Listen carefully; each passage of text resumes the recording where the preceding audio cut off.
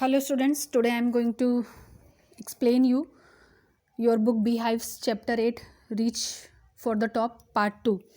In the previous part 1 I have already explained you about the struggling life of Santosh Yadav, and now in the part 2 I am going to tell you about the Maria Sharapova. First of all, introduction of the lesson. Maria Sharapova story of success as she became the top seeded women tennis player in the world motivate us.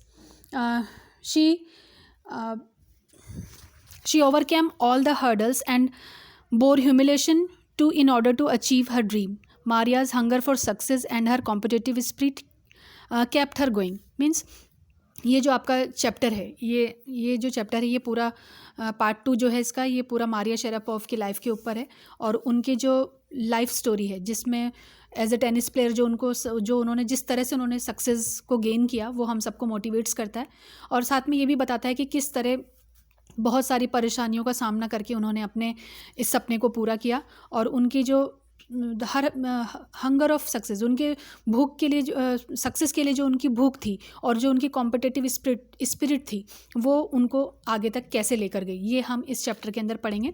Now come to the explanation. There is some quality in contrast to Maria Sharapov's smile and glamour, which makes her likable. It is this quality that helped her achieve success as she attained world number 1 position in women's tennis on Monday, 22nd August 2005. Maria's calmness and elegance is beyond her age. She was born in Siberia, Russia, and as a teenager she took only 4 years of training to become the top seeded woman tennis player. Means ये जो कुछ मतलब यहाँ पर कुछ qualities बताई गई हैं कि उस सक्सेस के साथ साथ जो स्माइल और जो ग्लैमर उनके ऊपर दिखता है, यही कारण है कि वो बहुत लाइकेबल, बहुत ज़्यादा पसंद की जाती हैं. और उनके जो सक्सेस है, उनकी सक्सेस जो उन्होंने कब अचीव किया, तो उन्होंने 22 अगस्त 2005 जो कि मंडे का दिन था, उस दिन उनको नंबर 1 टेनिस वर्ल्ड की नंबर 1 टेनिस प्लेयर का उनको पोजीशन मिली. और जो मारिया की जो कामनेस था, उनका जो एलिगेंस था, वो उनकी एज से कहीं ऊपर था. और उनका जो जन्म था वो रशिया के साइबेरिया में हुआ और क्योंकि वो बहुत छोटी थी, उन्होंने मतलब स्टार्टिंग के 4 इयर्स उन्होंने काफ़ी बहुत ज़्यादा मेहनत की और धीरे धीरे फिर वो टेनिस की जो सीढ़ियाँ थी, उनकी सफलता की जो सीढ़ियाँ फिर वो चढ़ती चली गई. Now, the fast growth of her career started 9 years ago when she made a big sacrifice which can be made by very few children of that young age. She had not even turned 10 when she was sent to Florida, USA with her father for training in tennis. She was extremely sad as she had to spend 2 years separation from her mother, Yelena. Maria's mother was forced to stay back in Siberia because she did not have the permit to travel to the US. अब यहाँ जो हम उनके थोड़ा सा life के बारे में पढ़ेंगे, उनके बचपन से हम यहाँ पर थोड़ा स्टडी करेंगे कि 9 साल पहले जो उनके कैरियर में, जब वो 9 साल की थी, जब उन्होंने अपने कैरियर को धीरे धीरे शुरू किया, बहुत छोटी थी एज में. और उनकी एज के बच्चे तो इतना बड़ा सेक्रीफाइस नहीं करते जो मारिया ने किया था. और उनको अभी वो पूरे 10 इयर्स की भी नहीं हुई थी, तो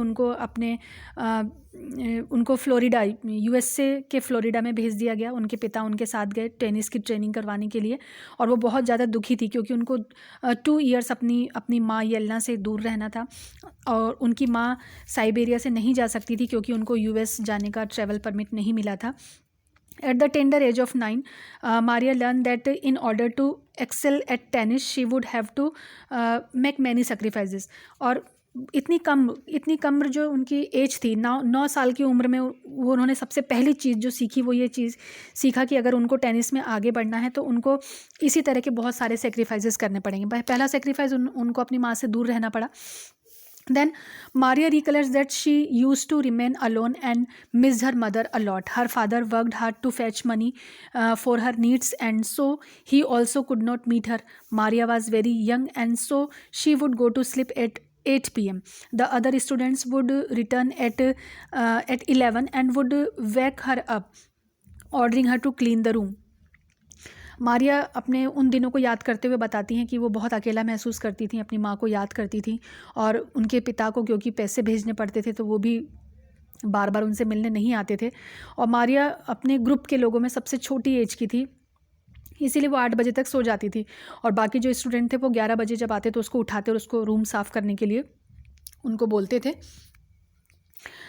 Maria did not get depressed by all this, instead she become determined and mentally tough. She took care of herself. She never thought of leaving the training because she was determined to achieve her aim. When a person has nothing, he craves and becomes determined to get it. She says that she would have borne greater humiliation and insult also in order to achieve her dream. Maria Sharapova आगे बताती हैं कि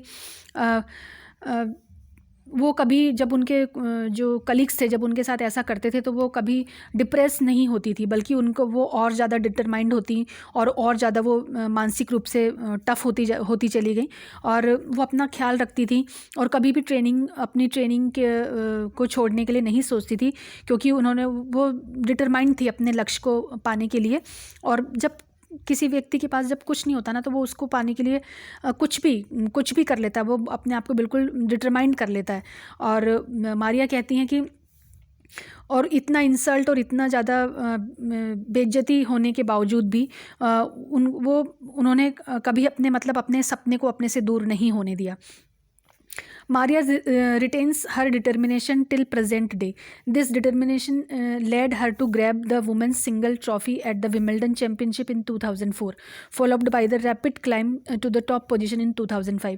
और यही जो उनका स्वभाव था, यही जो उनका दृढ़ निश्चय था, वो इसी दृढ़ निश्चय ने उनको विम्बल्डन चैम्पियनशिप 2004 का वुमेंस सिंगल की ट्रॉफ़ी उनको दिलवाई, और आगे भी उन्होंने 2005 में टॉप वुमेंस टेनिस प्लेयर का उन्होंने खिताब जीता। Tennis fan feel emotional to know about Maria's journey from the frozen region of Siberia, but she is not moved by it. She gives a straight answer when questioned about her aim, which imply that she is accept that the hurdles and challenges she faced were worth the result that she got. She adds that she is competitive and work hard, as she considered it to be a part of her work. This is Maria's secret of success.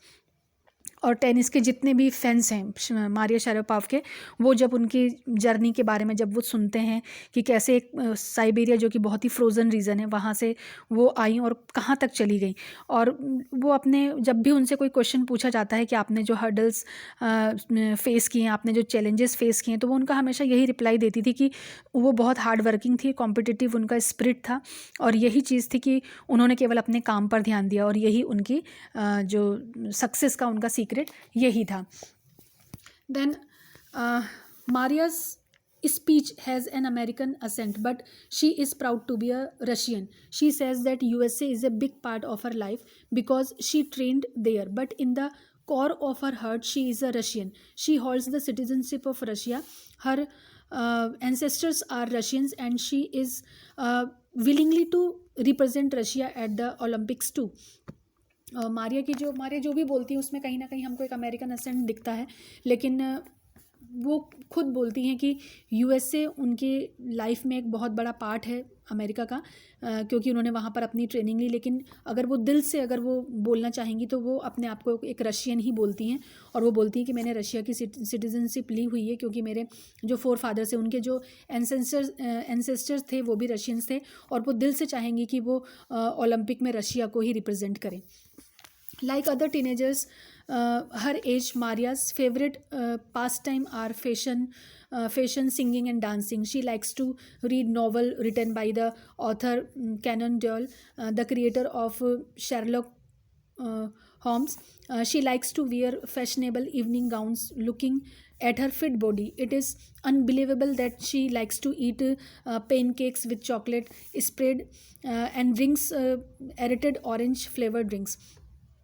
और उनकी like other teenagers हर as, और उन्हीं की as की जो दूसरी teenagers हैं अगर हम उनको देखें तो मारियाज़ फेवरेट पास टाइम आर उनका जो सबसे अच्छा जो अगर वो अपना टाइम पास करती थी तो उनका सबसे अच्छा टाइम पास था फैशन में उनको इंटरेस्ट था, सिंगिंग और डांसिंग में उनको इंटरेस्ट था। और वो एक ऑथर थे कैनन डोयल जिन्होंने शेरलॉक होम्स लिखा था, उनकी नॉवेल्स को पढ़ना वो बहुत पसंद करती थी। और एज ए ड्रेस, क्योंकि हर लड़की के अंदर ये क्वालिटी होती है तो उनके अंदर भी ये क्वालिटी थी, वो इवनिंग गाउन्स को पहनना पसंद करती थी। और उनकी बॉडी इतनी फिट थी कि देख के आप बिलीव नहीं कर सकते थे कि वो खाने के अंदर पैनकेक्स खा लिया करती थी, पैनकेक के ऊपर जो चॉकलेट स्प्रेड होता है उसको वो खाना बहुत पसंद करती थी। और ड्रिंक में उनको ऑरेंज फ्लेवर ड्रिंक बहुत पसंद था। Now Maria cannot be into a particular category. Her talent, urge to succeed, and sacrificing nature helped her to reach the top position in women's tennis. No one will oppose the benefits that she is getting now, because she made many sacrifices to get them. She says that money does not motivate her to work hard. Tennis is both a sport and a business, but the most important aspect for her was to reach the top sport in women's tennis. It was this dream that keep her working further. अब यहाँ मारिया खुद बोलती हैं कि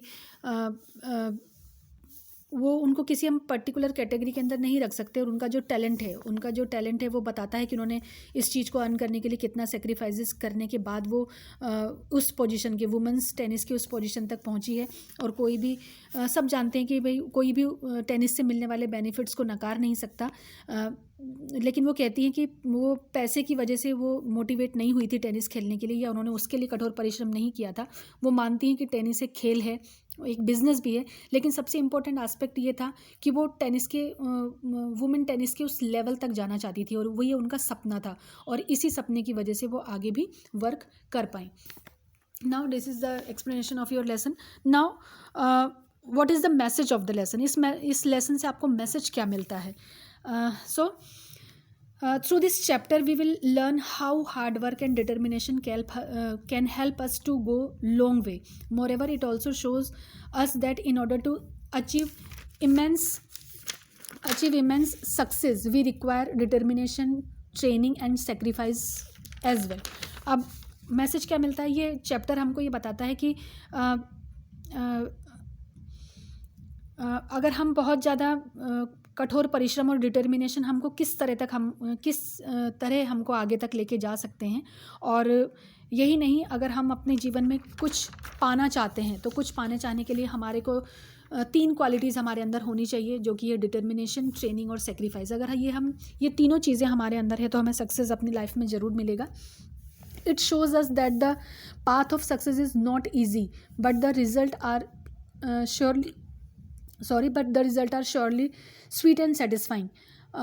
Thus, this chapter serves as an inspiration for anyone looking to find some motivation to pursue their dreams and walk the path of success. Means साथ ही ये lesson हमको ये भी बताता है कि जो सफलता का जो रास्ता होता है वो बहुत आसान नहीं होता, और लेकिन उसका जो रिज़ल्ट होते हैं उसके रिज़ल्ट बहुत ही अच्छे और बहुत ही संतुष्टि वाले होते हैं। और साथ ही ये चैप्टर हम सबके लिए इंस्पिरेशन का सूत्र है, मोटिवेशनल है, और जो लोग भी अपने सपनों को पूरा करना चाहते हैं उनको इसी सफलता के रास्ते से गुजरना होगा। I hope you understand the chapter. आपको ये लेसन समझ में आया होगा। फर्स्ट पार्ट में हमने संतोष यादव की हार्डशिप के बारे में जाना, और सेकंड पार्ट के अंदर हमने मारिया शेरापोवा के डिटर्मिनेशन और उनके जो सेक्रीफाइसेस थे उसके बारे में मैंने आपको एक्सप्लेन किया। Now in this page there are some questions. Hope आपने फर्स्ट पार्ट के क्वेश्चन किए होंगे। अगर आपको if you feel any problem in the explanation or in solving the questions, you can ask me. Till then, goodbye.